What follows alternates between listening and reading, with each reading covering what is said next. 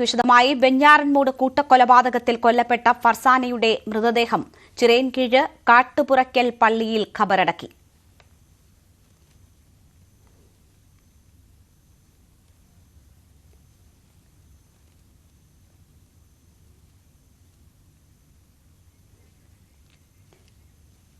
ലത്തീഫിന്റെയും ഷാഹിദയുടെയും Salwa ബീവിയുടെയും അനിയൻ അഫ്സാന്റെയും മൃതദേഹം പാങ്ങോട് ജുമാ മസ്ജിദിലാണ് ഖബറടക്കുക. ഗുരുതരമായി പരിക്കേറ്റ് ചികിത്സയിൽ കഴിയുന്ന അമ്മ ഷമിയുടെ ആരോഗ്യനിലയിൽ നേരിയ പുരോഗതിയുണ്ട് എന്ന് ഡോക്ടർമാർ അറിയിച്ചു. കട്ടിലിൽ നിന്ന് വീണ് പരിക്ക് പറ്റിയെന്നാണ് ഷമി ഡോക്ടറോട് പറഞ്ഞതെന്നാണ് വിവരം. മകന്റെ ഉൾപ്പെടെ കുടുംബത്തിൽ നടന്ന കൊലപാതക പരമ്പരകളൊന്നും തന്നെ ഷമി അറിഞ്ഞിട്ടില്ല. ഈ പശ്ചാത്തലത്തിലാണ് മകനെ രക്ഷിക്കാനുള്ള മൊഴി എന്നാണ് വിലയിരുത്തൽ.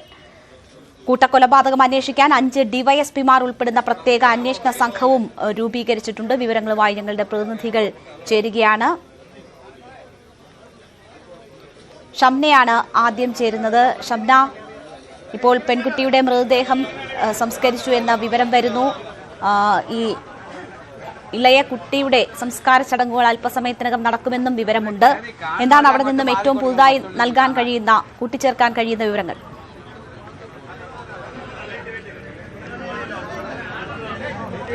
രേണു, നമ്മളിപ്പോൾ ഉള്ളത് പേരുമലയിലാണ്. ഇവിടെ ഈ അഫാന്റെ അനിയൻ അഫ്സാന്റെ മൃതദേഹം പൊതുദർശനത്തിനായി എത്തിച്ചിട്ടുണ്ട്. ഇപ്പോൾ ആംബുലൻസ് വന്ന് നിർത്തി മൃതദേഹം പൊതുദർശനത്തിനായി ഇറക്കുന്ന ദൃശ്യങ്ങളാണ് ഇപ്പോൾ പ്രേക്ഷകരിലേക്ക് എത്തിക്കുന്നത്.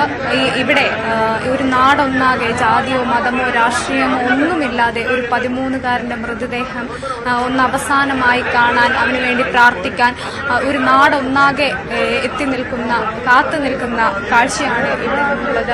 അതിക്രൂരമായാണ് 13 വയസ്സുള്ള അഫ്സാൻ കൊല്ലപ്പെട്ടത്. അതിക്രൂരമായ കൊലപാതകം, അതൊരു സംശയവുമില്ലാതെ പറയാൻ കഴിയും. കാരണം ഈ ആംബുലൻസ് കയറ്റിയ ഡ്രൈവർ അടക്കം നമ്മുടെ പ്രതിനിധി രാൻകുര്യനോട് പറഞ്ഞിരുന്നു, കുട്ടിക്ക് ഒരു കണ്ണുണ്ടായിരുന്നില്ല. ചുറ്റി കൊണ്ട് തലക്കടിച്ച് ഒരു കണ്ണ് ഉള്ളിലേക്ക് പോയ അവസ്ഥയിലായിരുന്നു ഈ കുട്ടിയുടെ മൃതദേഹം ഉണ്ടായിരുന്നത്. അത്രയധികം ക്രൂരമായി കൊല ചെയ്യപ്പെട്ട ആ 13 വയസ്സുകാരന്റെ മൃതദേഹം ഇപ്പോൾ ഈ നാട്ടിൽ, അവൻ കളിച്ച് വളർന്ന ആ നാട്ടിൽ പൊതുദർശനത്തിന് വേണ്ടി എത്തിക്കുന്ന ദൃശ്യങ്ങളാണ്.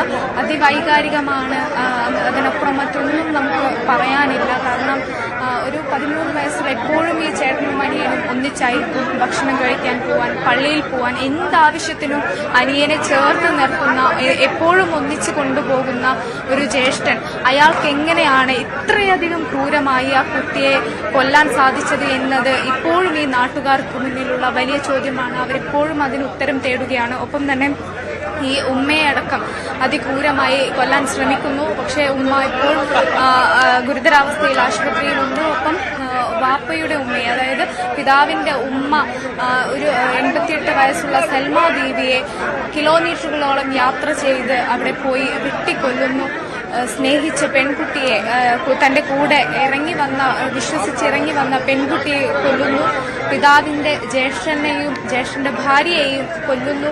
എന്തായിരുന്നു ഇയാൾക്ക് പിന്നിലുള്ള, ഇത്രയധികം വൈരാഗ്യത്തിന് പിന്നിലുള്ള കാരണമെന്നൊന്നും ഇപ്പോഴും നമുക്ക് വ്യക്തമല്ല. എന്തായാലും ഇപ്പോൾ ഈ അനിയന്റെ മൃതദേഹം, അഫ്സാന്റെ മൃതദേഹമാണ് ഇപ്പോൾ ഈ പ്രദേശത്ത് എത്തിച്ചിരിക്കുന്നത്. അത് വൈകാരികമാണ്. അതിനപ്പുറം മറ്റൊരു വാക്കുകളും നമുക്ക് പറയാൻ കഴിയാത്തൊരവസ്ഥ. ഈ നാടൊന്നാകെ അവന് വേണ്ടി പ്രാർത്ഥിക്കും. ഈ പൊതുദർശനം അല്പസമയത്തിനകം തന്നെ അവസാനിക്കും. ഈ പൊതുദർശനത്തിന് ശേഷം ഇവിടെ വെച്ച് തന്നെ നിസ്കാരമുണ്ടാകും, മയ്യത്ത് നിസ്കാരമുണ്ടാകും. അതായത് ഈ അഫ്സാന് വേണ്ടി മതപരമായ ചടങ്ങ്, പ്രാർത്ഥന, അത് ഈ പൊതുദർശനത്തിന് ശേഷം ഈ പൊതുവഴിയിൽ വെച്ച് തന്നെ, അവൻ ജനിച്ചു വളർന്ന അവന്റെ നാട്ടിൽ എപ്പോഴും ഓടിയിറങ്ങാറുള്ള ഈ വഴിയിൽ വെച്ച് തന്നെ മയ്യത്ത് നിസ്കാരം ഉണ്ടാകും. അതിനുശേഷമായിരിക്കും പാങ്ങോട് ജുമാ മസ്ജിദിലേക്ക് ഈ മൃതദേഹം കൊണ്ടുപോകുക. ഒന്നിച്ചായിരിക്കും ഈ ഖബറടക്കങ്ങൾ ഉള്ളത്. അതായത് പാങ്ങോട് ജുമാ മസ്ജിദിൽ ഒന്നിച്ച് ഒരു കുടുംബത്തിലെ 4 പേർക്ക് വേണ്ടി ഒന്നിച്ച് ഖബറുകൾ ഒരുങ്ങിക്കഴിഞ്ഞു.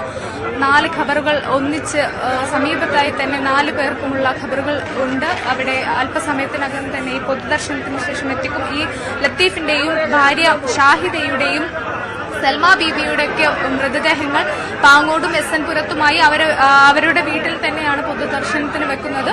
അതിനുശേഷം ഈ 3 സ്ഥലങ്ങളിൽ നിന്നും, അതായത് പേരുമലയിൽ നിന്നും അഫ്സാന്റെ മൃതദേഹവും SN പുരത്തു നിന്ന് ലത്തീഫിന്റെയും ഷാഹിദയുടെയും മൃതദേഹങ്ങളും പാങ്ങോട് നിന്ന് ഈ സൽമ ബീവിയുടെ മൃതദേഹങ്ങളും 3 ഒരേ സമയത്ത് പാങ്ങോട് ജുമാ മസ്ജിദിൽ എത്തിക്കും. 6 മണിയോടുകൂടി തന്നെ ഖബറടക്കം ഉണ്ടാകുമെന്നാണ് ഇപ്പോൾ അറിയാൻ സാധിക്കുന്നത്.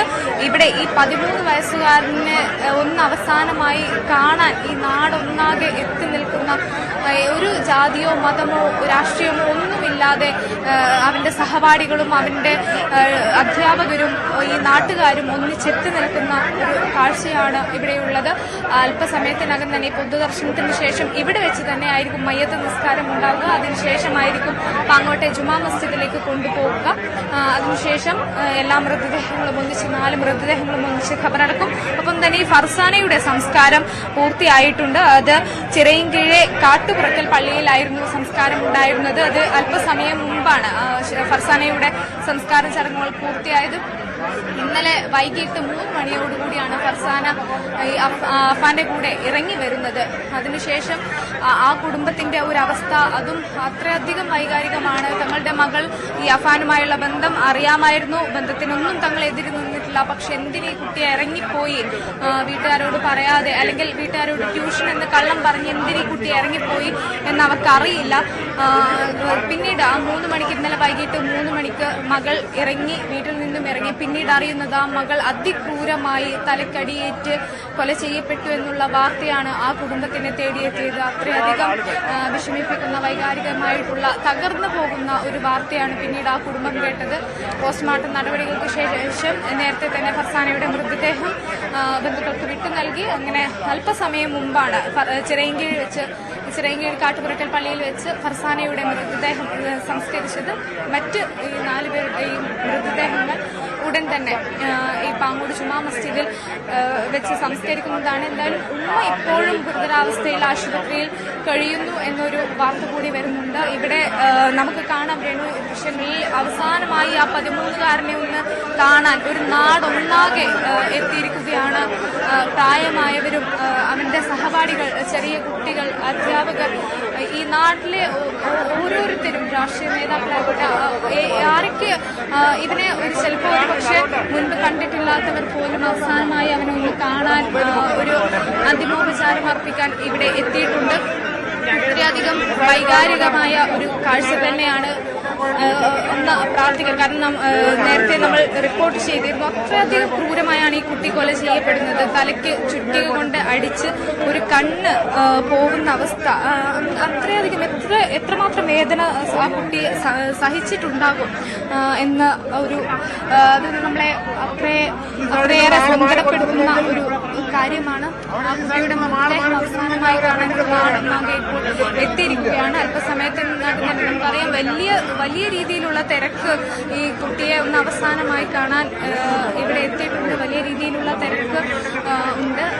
അതുകൊണ്ട് തന്നെ അല്പസമയത്തിനകം 1 മണിക്കൂറോളമാണ് ഇവിടെ പൊതുദർശനത്തിനായി ഇവർ കരുതുന്നത്. അതിനുശേഷം മയ്യത്ത് നിസ്കാരം ഉൾപ്പെടെയുള്ള നടപടികൾക്ക് ശേഷമായിരിക്കും പാങ്ങോട്ടെ ജുമാ മസ്ജിദിലേക്ക് എത്തിക്കുക എന്നാണ് ഇപ്പോൾ അറിയാൻ സാധിക്കുന്നത്. എന്തായാലും വളരെ എങ്ങനെയാണ് ഈ കൊലപാതകം ചെയ്യാൻ, എന്തായിരുന്നു ഈ 23കാരൻ അഫാന്റെ ഉള്ളിലുണ്ടായിരുന്ന ആ പ്രതികാരം അല്ലെങ്കിൽ ആ വൈരാഗ്യം എന്തായിരുന്നു എന്നെ സംബന്ധിച്ച് ഇപ്പോഴും ഒരു വ്യക്തതയുമില്ല.